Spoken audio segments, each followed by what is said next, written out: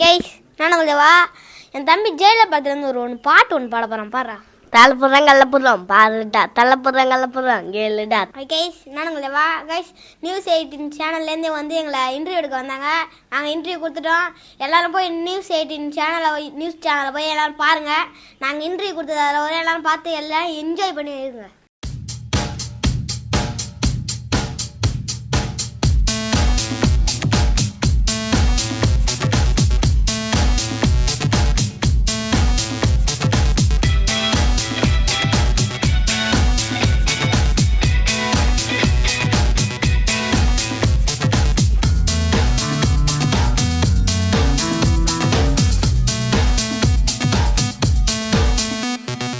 Hi guys நான் உங்களேவா guys நம்ம நான் வந்து இன்ஸ்டாகிராமில் மோட்டிவேஷன் வீடியோ அந்த மாதிரி குடிக்கக்கூடாது, ட்ரிங்க்ஸ் பண்ணக்கூடாது, அந்த மாதிரி வீடியோலாம் போட்டு வந்திருக்கேன்.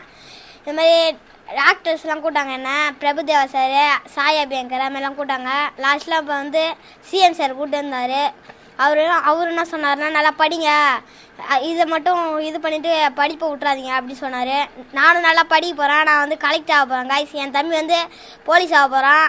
நான் கலெக்ட் ஆகி கோட்டைக்கு போகிறதுக்கு முன்னாடியே கோட்டைக்கு வந்துட்டு அப்படின்னு சொல்லி சிஎம் சார் சொன்னிருந்தார். நாங்கள் போய் கலெக்ட் கோட்டைக்குள்ளே போய் நாங்கள் வேலை செய்ய போகிறோம். நீங்களும் நல்லா படிங்க, படித்து நல்லா முன்னாடி வாங்க கைஸ்.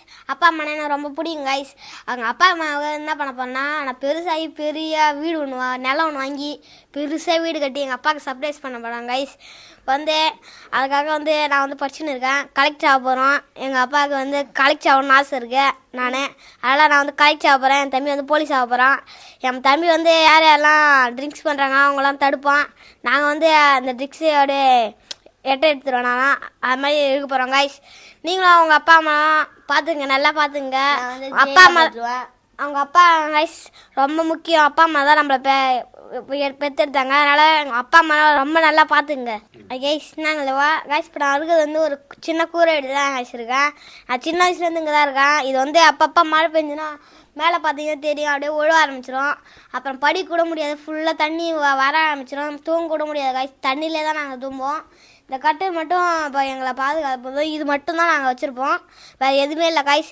அப்படியே ஒரு சின்ன தூரல் போட்டாலும் மழை தண்ணி ஃபுல்லாக உள்ளே வந்துடும். அதனால் இப்போ சிஎம் சாரை பார்த்துட்டு வந்தோம். சிஎம் சார் ஏதாவது வீடு எனக்கு கட்டி விட்டா வசதியாக இருந்ததுன்னா பரவாயில்ல கைஸ். சிஎம் சாருக்கு நான் கேட்டுக்கொள்கிறேன். தேங்க்யூ.